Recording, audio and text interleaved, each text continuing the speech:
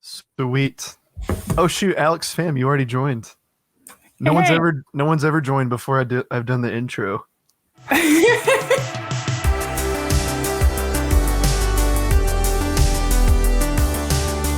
Sweet. how's it going, everybody? Portable Trevor here, and today I have a very special guest. I put her title as Mad Whoa Man, so we're gonna figure that out. So please welcome Marybeth. What's going on? Hey, what's up? How's it Not too going? much. So I've actually never asked how you say your last name. How do you say it? It's dinges. A lot of people get it wrong, so don't feel bad. Well, I've never asked, so I was like, it's either. I thought it was. It's Dinges, right? Dinges. Yeah, Dinges. it's Okay. There's it's a no hard E N. Yeah, sound. dinges. Yeah. We got like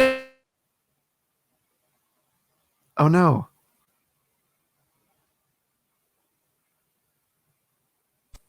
What's going on? Uh-oh. You kind of like glitched out. sorry. Great start. What'd you say? Yeah, it's great. We used to get a lot of like dings growing up, so Oh man, this is not good. What is going on? to keep on cutting out. Yeah. I don't know if it's me or you though, but let's try that again. What did you say? I used to get a lot of dings growing up. Like instead of Dings. dinges. Yeah, it was just dings. Yeah. Mary Beth Dings. Dings. But yeah, so me and Mary Beth met at this magical place that I've mentioned many times in the show called the Thunderdome, and she's a very talented lady, and I would love to talk about her art and what she does. So tell me a little bit, tell me and a little bit of about you, because I don't know a whole lot about you, so I'd love to learn more. Yeah, so I like just moved down to Atlanta not too long ago, Hmm. back in January.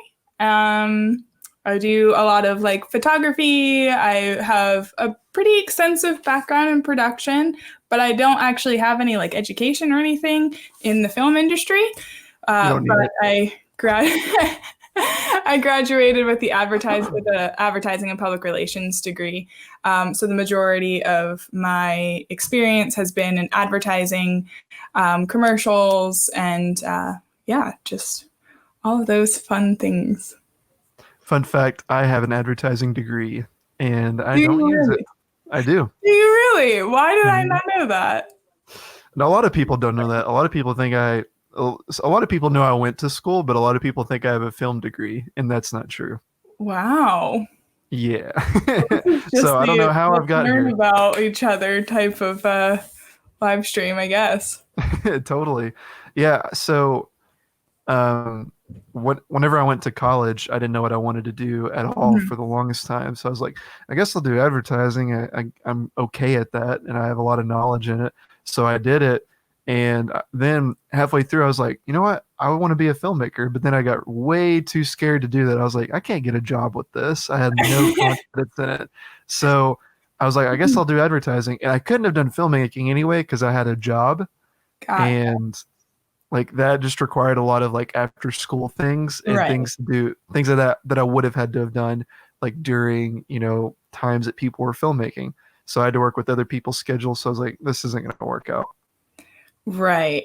Yeah, Yeah. that's always fun. That's always fun. Yeah, I actually started as a journalism major, so kind of had the same experience as you did. I was just started to like do more writing based type of things and then realized that there's no money in it. So I needed to switch majors and went into advertising and public relations instead. And the college that I went to combine the two. So I actually got a lot of that writing experience from the public relations side of things. And then Yeah, I the, was wondering how you had both. I was like, usually people have one or the other. yeah, exactly. Yeah. So this it's a lot of fun.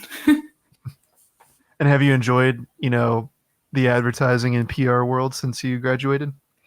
It's been an experience for sure. I don't know if I can quite say that I've really gotten the typical experience of my fellow graduates. Because right after college, I worked for a propane company. as their Did you social sell media and did you event sell coordinator. propane and propane accessories? Oh, as if I haven't heard that before. I had to do it. I'm sorry. I love that show. Don't we all? Yeah, How so many times did you get that though? oh, practically every single time I've told people that I work at a propane company, it's like, oh, yeah, it's great. Did you know the reference beforehand? Whenever somebody told I definitely did not. And I was like, yeah, that's actually exactly what I do. I don't understand why that's funny. you, you were probably like super weirded out, like, yeah, I do sell propane and Yeah, propane what are you talking accessories. about? It's one of the funniest lines because it's so like just dull and just an everyday kind of line, and they turned it into comedy somehow. No, it's so crazy. Yeah, I finally watched it, and then apparently nobody on the marketing team had even watched it either. So we ended up posting it on our social media at some point. That was Tisk funny. tisk. Yeah, it's always great. So what all did you just like post things and schedule everything? What did you do?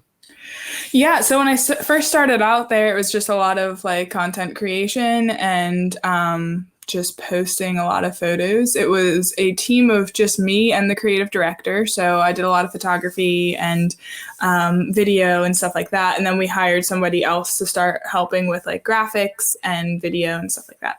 And then I started to get involved with a production company in Lynchburg, and they're now located up in New York called Cry. They were Nice. originally called Abandoned Films. Yeah, they asked me to be a part of their team after working with them on two Super Bowl commercials that I wrote and produced. No way. That's Yeah. amazing. What were they? Would I know them? No, you probably would not know them. They were regional, Oh, okay. so they weren't like That's still cool nationally though. broadcasted. Yeah, it was great. It was great. So when I was working with the propane company, I wrote and produced two Super Bowl commercials along with like 15 other commercials. Um, but yeah, it was a lot of fun. And so through my experience with that, I started to get involved with Cry and transitioned away from my social media position into video production position at Foster Fuel. Stayed there for about a year and a half, created the second of the two Super Bowl commercials, and then transitioned into a full-time role at Cry and helped them with producing. So that's That's what I fun. Do you did. know how many people can say I produced a Super Bowl commercial? Like that's It's so dope. no, I don't. I'm not very proud of many things that I do, but I will say I'm quite proud of those two Yeah, for you sure. should be. Yeah, it's pretty cool. It's definitely like, wow, how do I don't know if I can top that one. It is Mhm. interesting. I do tell people a lot, like, not that I want to pat myself on the back at all, but that really was like what I wanted to achieve back in college. I was like, I want to get an Addy for like American Advertising Award for something that I've created. And I've Mhm. gotten a few. And it Well, was so bravo. That's amazing. interesting. Yeah, it's really cool, but it was so interesting to reach that at like before I turned 25, 26, and then kind of got left with this like idea of like, oh, that was not what I was expecting it to be, and it came with absolutely nothing that I intended. And really have like shift focuses away from creating content to get the awards and the recognition, and rather to create content to suit the audience. And it's like really glad that I got there before before I turned 30, essentially. Well, bravo. I don't even think I'll win an award before I'm 30. I'm sure you will. You're great. Go Well, get it thank you. for your podcast. Yeah, I is there an even is there like a potty award? I'm sure there is somewhere. Like, come on, there's millions of podcasts. Surely there's like an award There's ceremony probably for them. something. Yeah. Joe Rogan's gonna win them all. No, we'll kick them off. We got this. So what is it?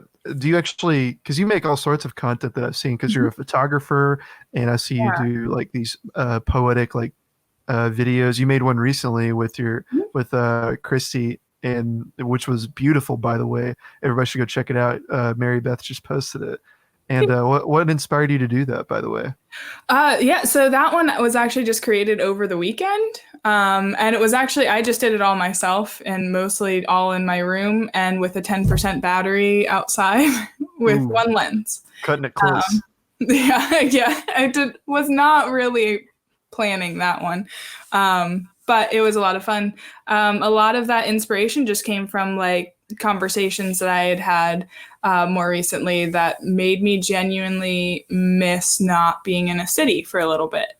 I was just kind of in this state of like, I want to hear the birds sing. And I went to Oakland Cemetery in Atlanta. And if you haven't been yet, it's incredible. I love that cemetery. It's amazing. And I got so frustrated walking into that cemetery. And I was like, this is just a peaceful moment. And it was surrounded by so much noise and surrounded by the noise of just like all these cars passing and things like that. But then out of just like the side, like my right side, I started hearing this little chirping.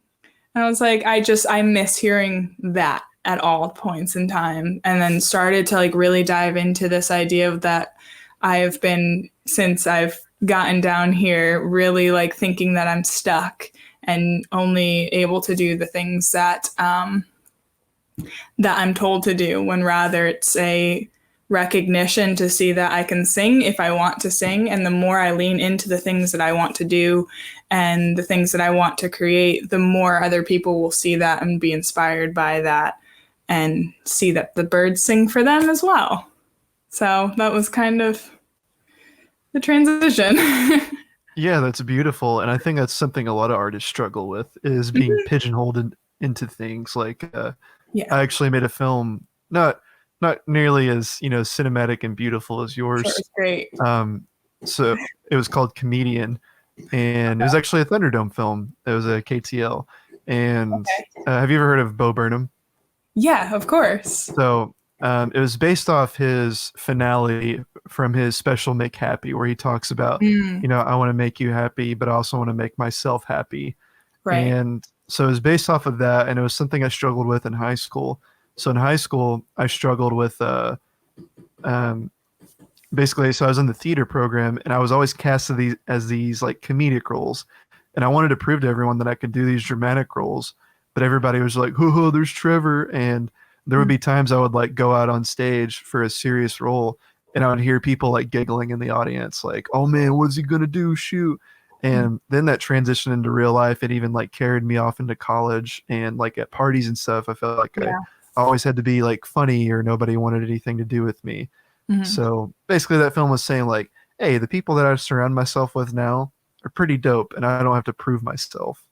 Yeah, absolutely. And that's a great recognition to see too. And that's like the whole idea of like the birds will sing, just Mm, that concept that especially as artists that we always have to be forced to entertain or something that I'd been more struggling with recently to realize is that like I create and I feel like a lot of artists create out of a sense of pain and hurt. And that's not always where we should be driving ourselves towards. And while it's great to create when we're upset, I found myself putting myself, like, bringing up emotions or bringing up past things that like really shouldn't be brought up just to create something. mhm. And, when you start to force yourself to be put into those boxes, it creates this sense of like tragedy in your films and in what you're creating. And like what if we were to actually take the things that we want to do and not put expectations on it, like you don't always have to make people laugh at all points in times, or make That's up. really how I felt for the longest time. And um, I remember whenever I would post something that wasn't a funny video or a Yeah, sketch, it would never do as well. People were like, "Where's the funny videos? Bring them back." I'm like, I don't always want to make that. Like, why can't I yeah, make something that is from my heart and I want to like show people?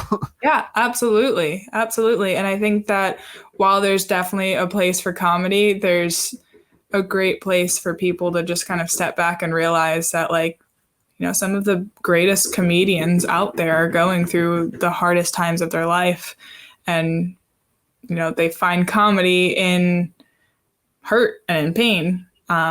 So being able to bring light to that, I think, is super brave and really great for you to create content like that. Well, thanks. And also for anyone watching thinking like, "Oh man, Trevor's so sad. He's not going to make." I'm literally releasing a new sketch tomorrow, which I'm really excited about. It's really That's so funny. great. Yeah. I It's going to saw you be were filming that. yeah, we lit well, I mean, I already posted this. It's not a Yeah. spoiler, but we lit my roommate Nathan on fire for it, and we put him on a skateboard, and it's going to be really funny. He's safe though, I promise. Like he stopped, dropped, and rolled, and it wasn't like a big fire. We just lit his arm on fire. He had a jacket on, Yeah. and it was just like, and then he stopped, dropped, and rolled, and he was safe. Good. Well, I'm glad it wasn't the alternative. Yes, I know. So, what do you think is a solution to artists whenever they feel pigeonholed and they can't? They feel like they can't get out. What would you say is the solution to that? That's a great question that I don't know if I 100% have the answer for, because I'm still trying to figure that out myself. And just kind of exploring those different areas. I do think a lot of that is just kind of understanding the reason why you are creating things. Ultimately, you were created to do something incredible that nobody else in the entire world can ever do.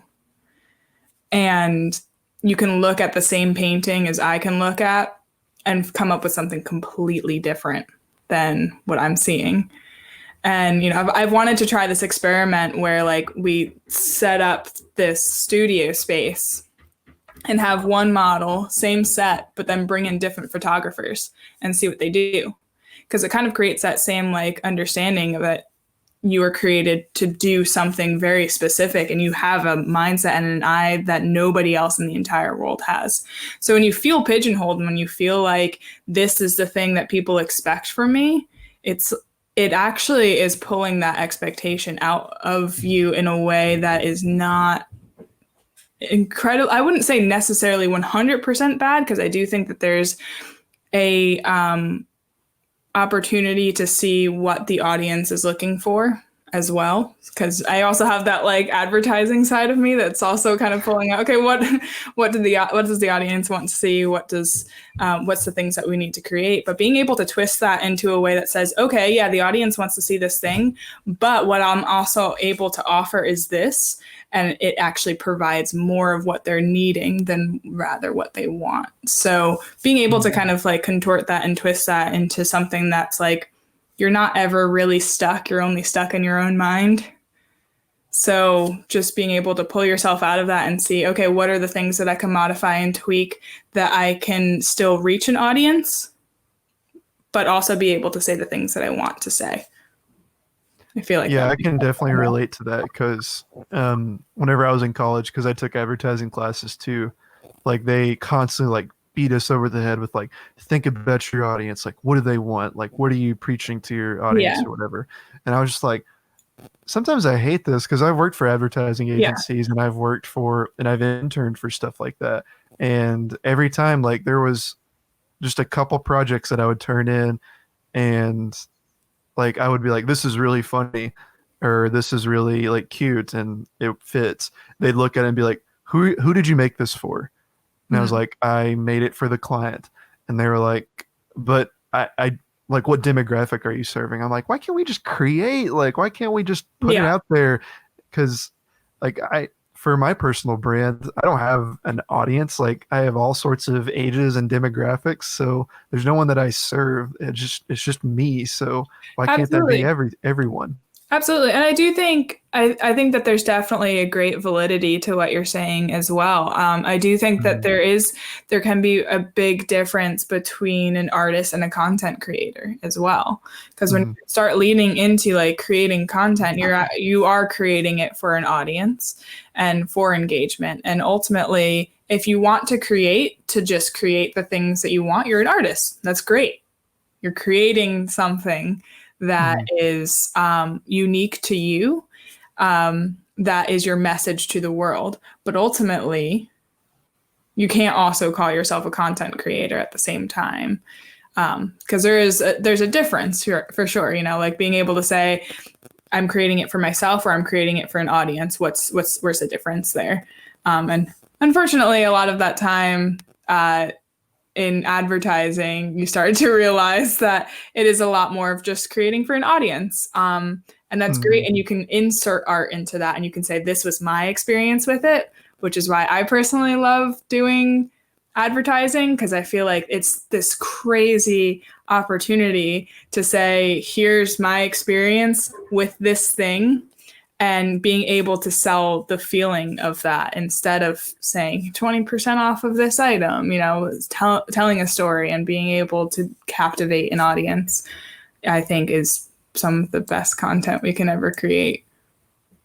Absolutely. And also I didn't say that to downplay, because I have a lot of friends that are in advertising. Heck, I technically work for an advertising agency right now. Yeah. So but basically what I'm saying is I think there should be more, room to like nudge around with like certain types of content, because I think there's a possibility like advertising agencies can pigeonhole themselves like into certain types of thing. Yeah, like it happens all the time. yeah, for real. And like, for example, I work for this place called DDP Yoga. It's all built around Diamond Dallas Page, who's he's a former pro wrestler, and he turned into a yoga instructor and made his own like routine and his program and everything. It's brilliant. I love it. But if you look at what they looked like whenever they first started to now, it's like night and day. Like, it was a completely different style, but if they stuck with that, they wouldn't be to where they are. So I think you should always be able to adapt and change. Absolutely. Yeah. And that's definitely, absolutely. I think that like creating something that is meaningful is beyond anything that you could create without modifying and adapting. So being able to say like, yeah, this was a great thing while we started, but modifying and adapting it to suit the message better, not even just the audience, but being able to say, this is the message. What's the best vessel for it to be carried by? I think is great. Yeah. So my next question for you is, what are you most passionate about with like what you make? Do you enjoy doing the advertising stuff more, or do you enjoy doing like, your poetry videos and like these beautiful cinematic pieces? That's a great question. So yeah, as I kind of mentioned earlier, that creating those two Super Bowl spots were definitely like a highlight in my career, but I wouldn't say that those were the two that I really enjoyed making the most. The content that I've really enjoyed making are the films that are more poetic and kind of like genuinely just start as like a journal page. And then I'm like, oh, this is cool. This was like poetic. The one I just did this weekend was literally just written in a journal. I wasn't expecting to actually like film it. I just wrote it and didn't modify it at all, and just was like, yeah, sure, whatever, that's fine. So like things like that just are natural, free flowing things that, while I think it's great to modify and adapt and change a story to better suit the message at hand, some of my favorite things were just not just raw. They were just, here's the thing. If you don't want to watch it, that's fine. I'm not selling anything. So here's the thing that I thought was fun to create. There's so many things that I've made and created that aren't even on the internet that I was just like, this was just fun for me to do. And that's it. I don't really need anybody to watch it. And yeah, that's just. How do you feel about the phrase "done is better than perfect"? I'm sure you've heard that before. Oh, I struggle with it. I think everyone does. It's bad. Yeah, I'm definitely learning more and more that it is just better to have things ready than it is to have things finished. Because in my mind, nothing will actually ever be finished. And that's always kind of been the thing that's held me back from creating all the things that I've wanted to create. And so I'm currently now in this season of like, nope, I'm just going to keep on like rolling with this momentum and just keep on going and going and going and going until all of the things are ready.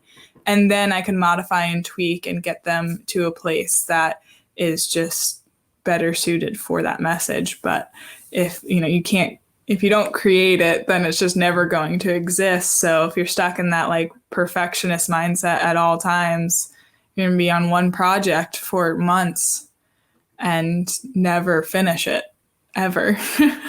Yeah, my roommate, he's currently working on two feature-length documentaries that have yet to come out because he he told me like I swear like 5 months ago, like, dude, I finally finished these. They're done. I'm done. And then like every now and then I'll like peek in his room and he's like still working on it. I'm like, what are Yeah. you doing? Like you told me you were Yeah. done. He's like, well, boss told me, or whoever's looking over it, like he gave me some revisions, and I was like, what were they? And they're just like these little minuscule things that he's got to keep changing. I'm like, dude, you're going to be working on this for the rest of your life. Yeah. Ultimately, I think it's a cool thing to be able to modify and tweak it. But Mhm. ultimately, there are so many different possibilities for this thing to exist. I could create all of my films and keep on tweaking for forever, but then it becomes a different film. So it's more of like trying to figure out what are the things that I'm definitely trying to lean in towards and convey. And the moment that I find those things and that it becomes that way, just stop. Because ultimately, you can just keep on modifying and tweaking it and you can make it something different, which is great. But then spend the next 80 years editing the same thing and you'll have 80 different films, which is great. But yeah, it's Something that I want to keep doing. So I've actually made the same film twice. okay. One was a KTL film, and one was a comedy, and then the next one was a straight horror film, and they were Ooh. the same story.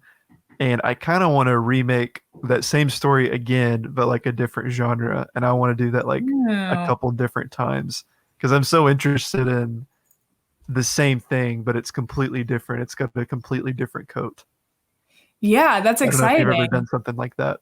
I haven't done that in that specific sort of way. I've had small projects that are were just kind of experiments that I would do some sort of photography with the same model, but then like switch some of the lighting around to kind of try to create a different mood just based upon lighting.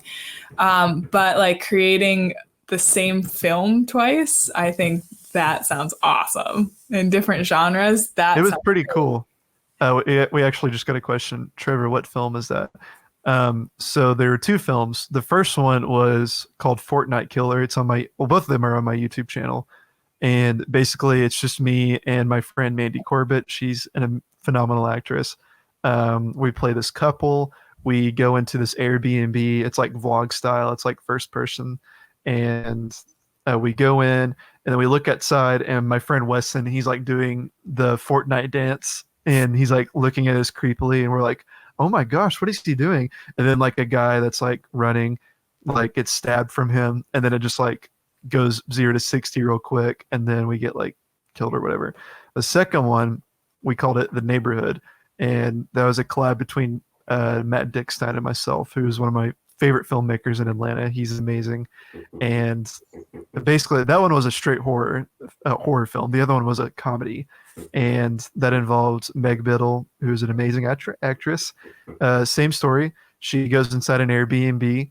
She sees somebody get killed outside, and then it goes 0 to 60, and then she gets like captured by these creepy people that are like in a cult. So that was it. Wow. That's That's awesome. also my favorite thing in the world, 0 to 60. That's like, I don't know, that's just my style. I love things that just escalate and escalate. I think that's how you build and create Yeah. suspense. Yeah, that's great. Mm. So what's your next project there? What are you making that one into now? I haven't thought about it yet. Okay. It's literally not even in conceptual stage. I have no idea what I would do with that. I'm excited. It's gonna be But great. I've got way too many projects right now to worry about. I've made two documentaries, and they're still in the editing baby stages. So, yeah, I need to finish some things. Is there some things that you're working on that you've been working on for a while? Yeah, just welcome to my life. It's a lot of just projects that are floating around. Yeah, I have a few books that I've started that I Ooh, haven't done anything with for many months, if not years. A lot of photo shoots to still edit through, and finally finished my website, which was nice. That's been something that's been on my mind for quite some time, and creating it was definitely a huge weight off of my shoulders for sure. But there's I need always to make a some website. project. Maybe you can help me. Yeah, absolutely. I'm starting to do Squarespace design websites, and I've been doing it for the past like 3 years now. So like I'm actually helping Deanna with her website tomorrow, and we'll be posting a Yes. tutorial on Squarespace design. I am definitely going to watch it because I know nothing about website design. Oh, it's great. I love it. It's amazing. It's so much fun. hmm And let me ask you this. Hopefully, Yeah, this is probably going to be like verbal vomit. go But for so I went to school for advertising and I it. had very little like film knowledge whenever I first started in college. And I Yeah. took like Photoshop and illustration design. So for the longest time, I considered myself a graphic designer. And that's what I was Mm. like going for. And then I started studying film and I like bought a nice camera. I took some film classes at college and I took like the baby ones. I know I said earlier like I couldn't do a full on film degree. I could take some film classes. Yeah. And I feel like those skills of like graphic design carried over to filmmaking. So Oh, is okay. there any other skills that you've obtained? Because I know you might do some like graphic design and you do photography too. Do you Mhm. feel like that carries over to like other skills and like vice versa? Oh, absolutely. So similarly to you, I did not take any. Actually, sorry, I lied. I took one film course, and it was in screenwriting. hmm And so for me, a lot of filmmaking is done before actually filming anything. So just like being able to write it out and getting behind the story and behind the message creates a better atmosphere for filming the content and filming that product. So without having even if you don't even have a script, but just having something in mind of like, this is kind of where I want to go in just story structure and format, I think is really beneficial. hmm But I've also, back in high school, I took a class on Photoshop, and had done a lot of photography from high school until like college, but it was just kind of like dabbling here and there. And it wasn't until like probably a few months ago, actually, that I started to take it a little bit more seriously. It's been like definitely less than a year that I've started taking it more seriously. Um, but yeah, I definitely think that all of those different things of understanding story composition and style, as well as just visual composition and photography, for me was something that was huge. I did take a few graphics courses that I think really helped me with understanding color better, and understanding what complements other colors. So it helps me with lighting and overall just design of spaces and things like that. Like I really like set deck, and just creating an environment for a character to live in. I think actually directly relates to graphic design, which was interesting. I don't think I've ever really made that connection before. But Yeah, and that makes so much sense now because I think that's one of the things that makes your film stand out is like your set designs. Like you don't just set up a shot like okay, character here, do this. Like I've noticed like in the background, and that's what makes me appreciate your films more is like even right now, like you set deck this shot, like you have the fairy lights in the back and you got candles going on. So that's just it really doesn't rad. normally look like this. This is Well, just thank a you for doing this folding for me. table with a poncho from Scotland. It's not even like a tablecloth, it's a piece of like clothing. Well, now the curtains have been revealed, Oh, and I we was know that you're a phony. that's fine. Yeah, I really enjoy the like fantasy-esque type of style. So having like Mhm. lights and lanterns and things like that everywhere is, yeah. Yeah, and you did a photo shoot recently with Chrissy that I loved. It was looked like something straight out of Lord of the Rings and like mixed with like Peter Pan. Oh, my heart. That makes me so happy. Yeah, Peter I was Pan. like, where did she go? Did she go to New Zealand? What the heck? Yeah, it's actually really funny. It's a really teeny tiny little park that has a singular stream running right through it. Mm. Um, and right along the stream, there's just this little cove that has a tree that's jutting out, and the roots are all showing, and it created this cave. And how the sun sets is incredible. It's like setting right behind a bunch, like a hill. So it actually gets a lot darker there quicker. But because of that, it creates this really golden feel to it. And the light just shines through, and the gold mixed with this like really deep green of the moss and all of the ferns. It just feels like something out of Jurassic Park. And the moment I walked through there, I was like, there needs to be a photo shoot there, like as soon as possible. That's That was fun. incredible. There's actually like a little walking trail that is really frequented by the locals there. So that was fun for them to just be like walking along on their daily routine and then look down, and we have this like Celtic music playing to like have her getting kind of this like very fantasy-esque type of appeal. And so there's like Julie Fowlis playing, and she's like singing in Gaelic, so you can't even understand what she's saying. And there's just lanterns and lights everywhere, and people are like, what the heck is going on? The Most most of the time. important thing is that you had a camera. Exactly. Or they definitely would have been like, Well, hmm. that was actually the problem a few times, because it is a actual cove. So a lot of the pictures I was not being able to be seen by anybody. So you just see this woman just sitting out on a rock with a ton of Oh candles. my gosh. And it's like, what in the world? And I'd have to like scurry on out, be like, I have a camera, we're fine, we're okay. But That's hilarious. That reminds me of my roommate James. He did a shoot with Deanna and Audrey for a KTL a couple months ago, and there was a scene where, or actually, it's the whole thing. They're like dragging his dead body, and yeah. so they were dragging it across the street, and Deanna and Audrey were holding up James, and somebody actually like called the cops on them, like, we're like, oh my gosh, they're carrying a dead body, like somebody needs to help that guy, and they had to put James down, and James had to get up and be like, I'm fine, I swear. So That's I love stories incredible. like that because like Yeah. we every filmmaker does something weird in public, I feel like. Oh, absolutely. I feel like it's definitely better in Atlanta than I've had it anywhere else, because there's definitely been a few times where I've been told, like, you just can't do that here. And it's like, I'm not doing anything. I'm literally just taking a picture. So, like, being able to even, like, do that here has just been kind of crazy. That's But funny. We actually have a question in the chat for Marybeth.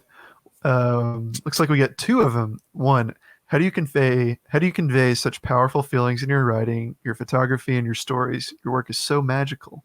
So I answered that one first. oh, So sweet. yeah, that was so Oh, and kind. two is just how are you so cool?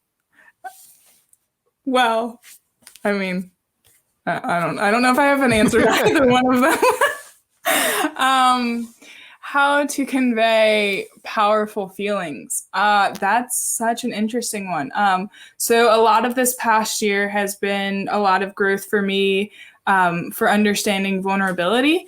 And I think something that I really have worked on within myself is understanding human value and understanding how to relate and to love other humans better.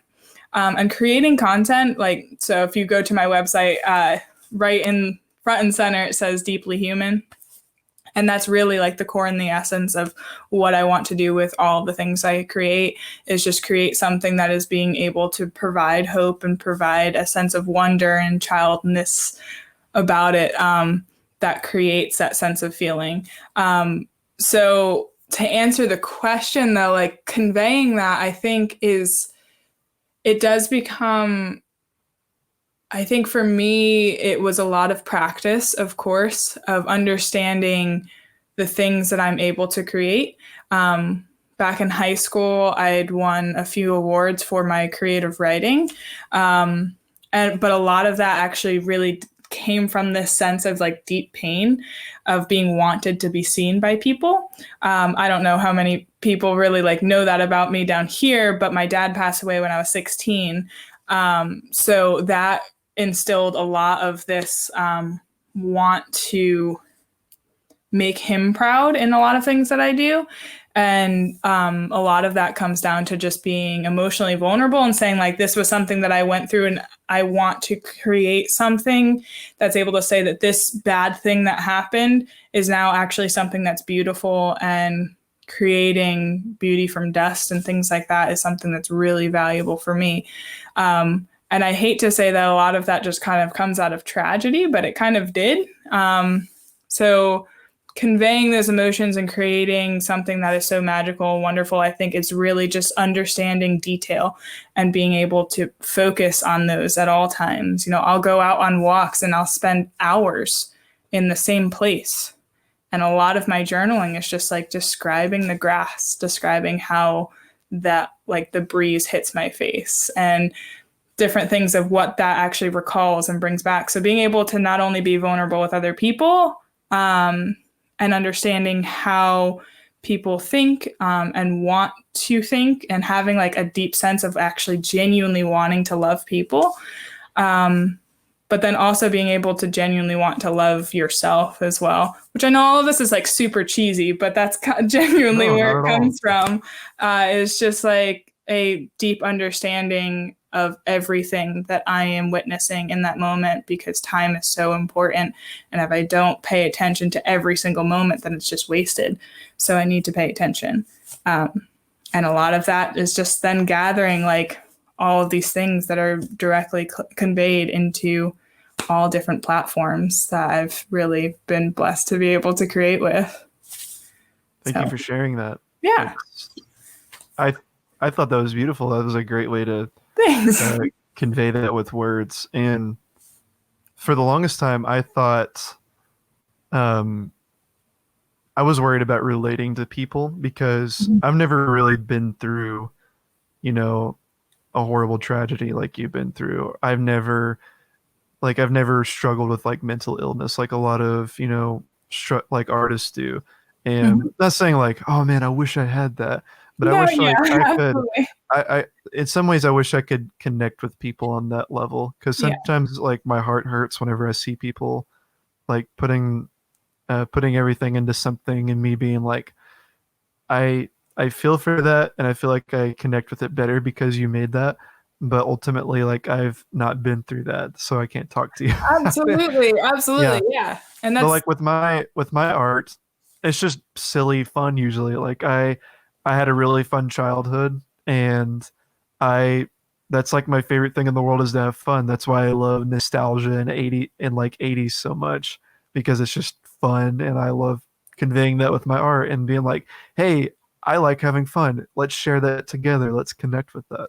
absolutely. And that's fantastic. And I do think that, like, unfortunately, sometimes that type of content isn't as valued sometimes as like those deep emotional things. And I think that's so tragic, because I think your stuff is incredible. First of all, it's so much fun. And there's so many times, like, you know, you look at me and you're like, oh man, I wish I had that like connection to people. But it's like, you do. Everybody has a connection to every other person.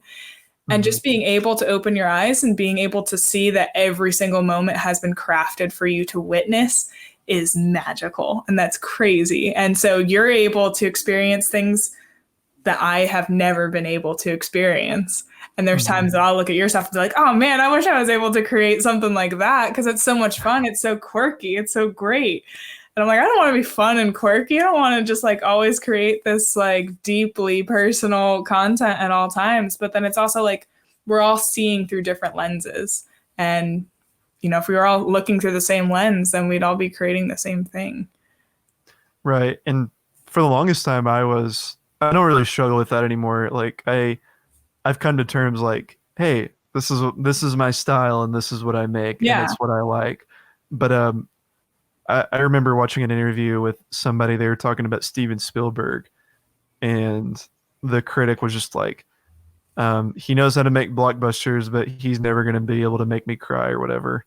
And I was just like, are you kidding me? I've cried with like joy and I've cried from being sad in Spielberg films. Like some of the most magical movie experiences I've ever had were with Spielberg movies like Hook and Jaws and Indiana Yeah. Jones. Like those are the kind of movies I honestly want to make, or films Mhm. that make you want to just jump to your feet and cheer for the main character at the end Yeah. of the film. Like those are the kind of films that I want to make. Like I tried my best with this with a couple films, like, and I don't think that's possible to do in like 2 minutes, like I've usually been doing, or 1 minute. But like I did this film called Rental Dream, and it's literally just a story about a guy.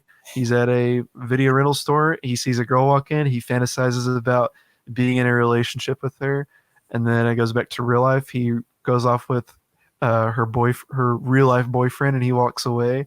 And then you're like, oh man, I felt that sort of. Oh man. And I I don't know if you've seen that one, but think that Deanna was in that one, right? yeah, Yeah, yeah, I have seen that one. It was yeah, great. like I those are the kind of stories I like making. Not necessarily that one specifically, but just ones that either can make you feel warm and fuzzy or just make you, I don't know, feel good. That's my usually my goal with my films. Yeah, and I think that's amazing. Absolutely. Mhm. There's definitely like a balance between both sorts of content, the ones that are like feel good types and then the ones that make you kind of see a little bit of hurt sometimes. We need a good balance of both in the world. What do you want people to walk away with whenever they watch your stuff? So I definitely think that it depends on what things they're looking at for sure. I think for me, a lot of that is just an understanding that if we were to just open your eyes a little bit more to see the world around you, you'd be able to actually see something completely different than what you saw yesterday. Um, and so a lot of that is just like rethinking through things that we think are bad, seeing the pros and cons in a lot of different ways. That's something about myself that can sometimes be very frustrating to people is I see the pros and cons in literally everything, and being able to just like convey that through film and through photography, I think really creates a sense of childlike wonder. And that genuinely is what I try to like strive for, is like always creating from the sense of wonder. And if we were to just be curious for a moment, and live with wide eyes, and yeah, that's just kind of a bit of a answer, but also kind of not, because I think it just really depends on what somebody needs in that moment too. Um, there's a lot of just like I just want to create things that are driven by story and by being deeply human and creating something that I think is just wonder based. Yeah. And that's beautiful. And this is probably the deepest I've ever gotten on the show. Like with like connecting with people. So that's amazing. Like you're a very relatable person and it's easy Thank to root for you. you. That means a lot. Yeah. Thank My you. dad just joined the chat. He said, "What all did I miss?" And Dad, it Your would take me dad. way too long to explain everything. So, um, man, this is a good episode so far. So what else would you like for people to know about you? Oh gosh. I have no idea. My first job, I was working as a zipline tour guide. That's awesome. My first job was at a grocery store. Oh, Not as cool. I'd rather work at a zip line. that's cool. I'm sorry. Yeah, zipline tour guide. That was always fun. Do Uh, you mit or do you like doing extreme stuff like that? no. Not at all. And that was what was so weird when I came home and I told my mom, "Hey, I got the job." And she's like, "Where?" It's like riding zip lines all day. And I like many times almost passed out, had like sweat pouring into my eyes, and I was like in the best shape I had ever been in during that time. But yeah, I'm not the adrenaline seeking type at all.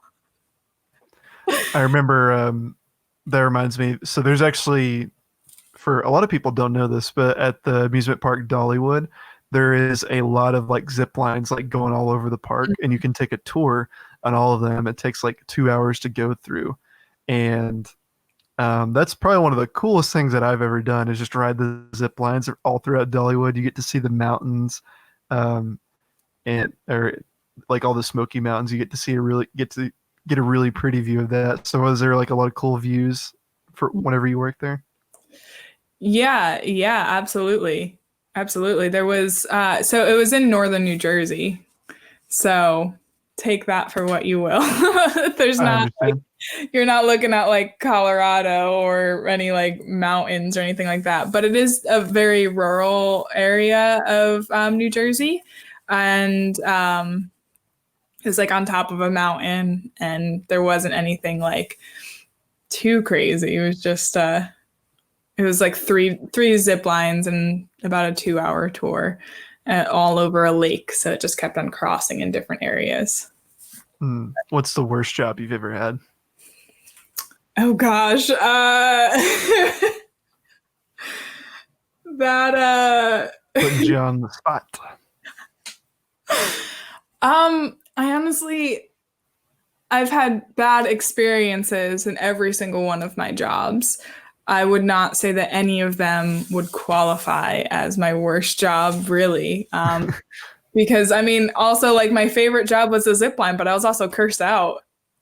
So like Oh that man. was like the worst experience I'd had was like having to call the cops on this guy that was just drunk out of his mind, threatening to kill me. So Jeez. yeah. I don't know why you would be like, yeah, I'm gonna go do a zip line today, but I'm gonna get super drunk. What a day.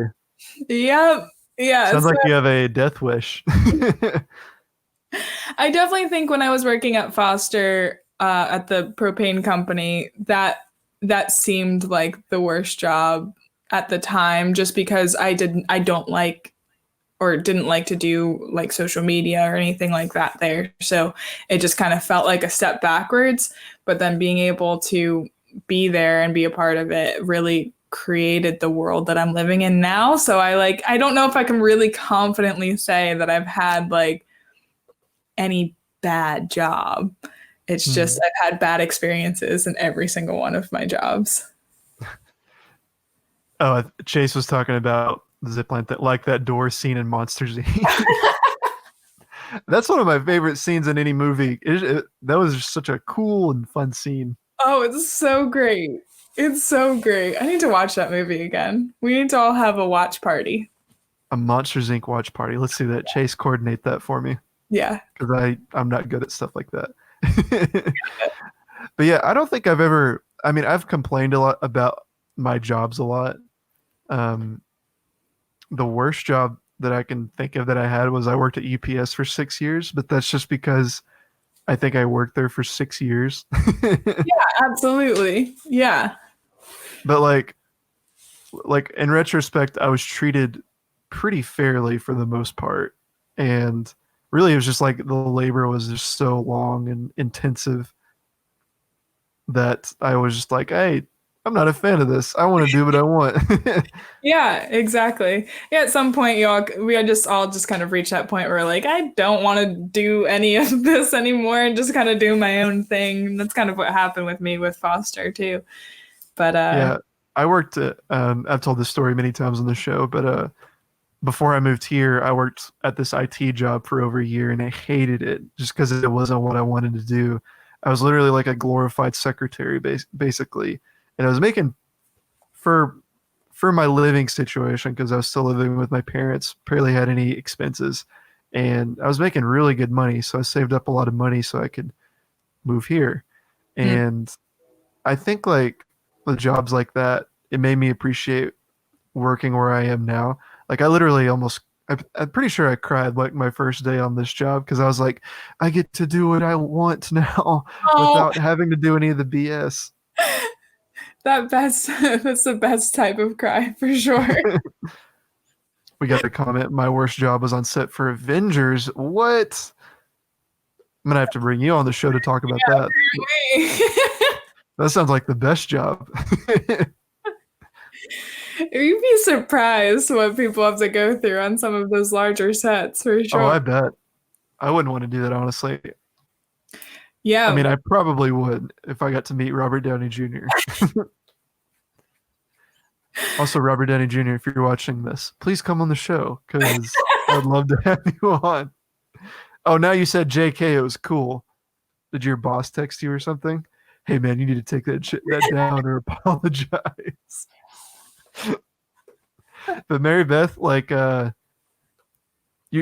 you see, or I feel like I haven't learned a whole lot about you, but I also learned a lot about you at the same time. Welcome. Like I learned about what you do, I learned about what you're about, but Mhm. like what else have I not seen from you that you're wanting to do? Like what other kind of is there anything okay, I feel I'm verbally vomiting here. But Good. is there anything that you want to make that you haven't made yet? I want to finish writing my books for sure. Um, Yes. like that's something I've wanted to do since I was like 8. I've always wanted to be an author. Hmm. And it's like the one thing I haven't done yet that I've really wanted to do. Um, I mean, besides that, I've wanted to become a professor. I've wanted to lead a TED Talk. I've wanted to do a bunch of different types of things, none of which are really in line with what I'm doing quite yet right now, but I'm sure will come around in the next phase. But yeah, I think just like leaning into those books some more. I That's what I'm trying to work on now is just trying to make time for that. What do you want to write about? So I have a few different books. One of them is a children's novel about creativity and being able to artistically express yourself, but then also being able to like form your emotions into something that can be healthy. And when I was growing up, there was a lot of like I felt myself really not leaning into those emotions and not leaning. I would just bottle them up. And it wasn't until I got into college where I started to realize how messed up that was for quite some time. And then just really started creating stuff like crazy out of that. But a lot of that just kind of came from a lot of hurt that had been bottled up for years and years and years. And so being able to encourage kids to say like, hey, this is actually something that like it's okay to do that. Have you ever heard of The Boy, the Mole, the Fox, and the Horse? No. Do you have it? I do. It's Hey, amazing. I was actually thinking about doing a live stream at some point of just reading it because it's you like my should. favorite book ever. But it's super simple and it's just like book pages that are You like want to read it right now? no. Like a 10-minute read. But it's so great. It just has such a finesse to it that is so inspiring, and it's written for anyone from 8 years old to 80 years old. There's not any like baseline for who's supposed to be reading it. And that's pretty much what I want to create is something like this. And I do paint and I do a lot of like do drawing on my iPad too. So that's just kind of been like I've been able to also illustrate it as well as write it. It's Um, amazing. so yeah, it'll be fun. So that's one of them, and then the other one that I'm working on is kind of more of like a young adult fiction called "The Advice of an Irish Chocolatier." Ooh, Um, yeah, and it just kind of actually comes directly from some advice that I got from an Irish chocolatier when I went to Ireland 2 years ago. Um, nice. yeah, so I'll keep that one under wraps for now because that one's still kind of being developed I and actually went to Ireland. Me and Chase went to Ireland 3 years ago. oh So yeah, yeah, that was an awesome trip. that's great. Yeah, Yeah, did you super guys dope. get to? How long did you go for? We went for I think 15 days. Oh I wow, can't remember. that's It's awesome. weird that it was that not that long ago, and I'm like, how many days did we stay there? I remember everything we did. It was super fun. Yeah, it's crazy. Did you guys drive when you were out there? No, we took a bus, or Oh, we went with our college, so we like paid for all these other expenses. It was pretty cool, and we got to like tour a bunch of places that I probably would have never toured if I just went there by myself. Yeah, that's great. I went there last year with my Mhm. mom, and then the year before with a friend. Both times we drove throughout Ireland. And it was great. And I've always wanted to still kind of do that tour though, because it's like, what are the things that I'm missing that I hadn't been able to see? That was one thing that I wanted to be. I wanted to be a, what are they called? People that, um, the travel directors, I don't remember what they're called. Um, Travel agents. yeah, travel agent. There you go. Because that's what I did my first time when I went there. Um, I contacted a few travel agents and asked them to create an itinerary for me, and then I just didn't go with them and then followed their itinerary. Nice. To go back to your children's story, I think that I was going to say this, but then we like went to a different subject, which is fine. But I I think like teaching children about their emotions is Mhm. one of the most important lessons that you can teach a kid. I don't know, I'm not a parent, but I love I love it because that's what Mr. Rogers taught, Yeah, and I grew up watching him, and he did it in such a beautiful and simplistic way that like even an adult could watch and be like wowed by. exactly. And that's exactly what I want to create. Yeah, thank you so much for bringing up Mr. Rogers because that's like 100% what I want to create with this one Mhm. specifically. I have 11 nieces and nephews, so that's something that I just even if I don't make it for anybody else except for them, that's just something I want to be like, hey, this is for you. This is something that like I want to be able to share with you as you grow up and you start to like learn more about the things that you like and you dislike. How do you convey that in a way that's healthy and useful? Um, I think, yeah, absolutely. Just like you said, it's the most important thing from my perspective too that any child can learn. Did you see the documentary? Of course, I did. I did a couple months ago. My friend Matt Dickstein showed it to me, and it was just it warmed my heart. It was such a beautifully well-made documentary about That's, a man that went through a lot of struggles that not a lot of people knew about, but was just basically a struggling artist. He had so much hope for the world, and sometimes it just looked so bleak for him, but he always like prevailed somehow. yeah, absolutely. And have you seen the one with Tom Hanks. yeah, yeah. Yeah, that one was it was pretty good, but I think I like the documentary more. I think that's apples and oranges though.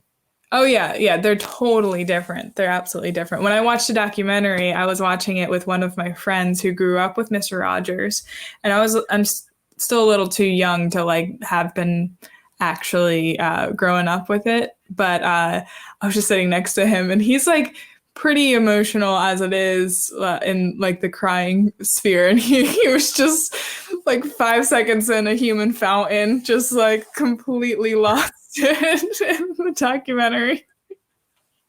I think the part that got me is whenever or not the documentary, but with the movie Tom Mhm. Hanks is they're in the cafe and he's like, I want you to think about it was like I can't remember the question, but he just like then he just like looks at the camera and I was like, I've never seen this in a movie. This is Yeah, amazing. Like so how that cool. was Yeah. very true to Mr. Rogers' spirit. Yeah, absolutely. I love the ending of that one. I of course don't want to spoil it for anybody, but the ending of that Mhm. was just like such a pivotal point where I was like, I can't have this moment end for me right now. Like I'm having a moment. Have you read the article written by the guy? No, I haven't. I need to read that. Yeah. Like he was a real it was based on a true story. Yeah. So, yeah, go read it. It's actually a really good article. Yeah, I'll have to read that for sure. Totally. Well, Mary Beth, I try to keep this show around an hour, but thank you so much for coming on. Is there anything else you want to tell the people? No, you're awesome. Watch Port Trevor. Or I guess No, side. watch Mary Beth. She's better. I don't When know. Maybe I should have a show. I don't know. I get my camera, we gotta do like a photo session or do Yes. some kind of quick film together.